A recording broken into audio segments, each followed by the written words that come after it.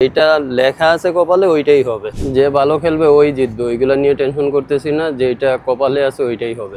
ফিরে এসে man of the match এইটা না, আমি কিন্তু লাস্ট ম্যাচেও ম্যান অফ দ্য ম্যাচ হয়েছিলাম। আর আমার টিমের যখন যাকে প্রয়োজন, এটা হতে পারে আমাদের টিম প্ল্যানিং বা ট্যাকটিক্সও হতে পারে এগেনস্ট টিম নিয়ে, তো ওইটার কারণে তো ওইগুলা নিয়ে আমরা কোনো আপ অ্যান্ড ডাউনে আমরা মেন্টালি সবসময় রেডি থাকি, যে যখন খেলবে তখন ভালো খেলারই চেষ্টা করবে। না, এর আগেও এরকম অনেকগুলো ছিল, বাট কালকের জন্য একটু বেশি স্পেশাল। কালকে আমাদের ডুয়েট ডাই ম্যাচ ছিল, তো এটা কালকের জন্য একটু বেশি স্পেশাল। ডেডিকেট আমার টিমের জন্যই থাক, আমরা সবাই অনেক হার্ডওয়ার্ক করতেছি, আলহামদুলিল্লাহ। এটা আমার টিমের জন্যই থাক, আমাদের জয়টা আমাদের কাছেই থাক।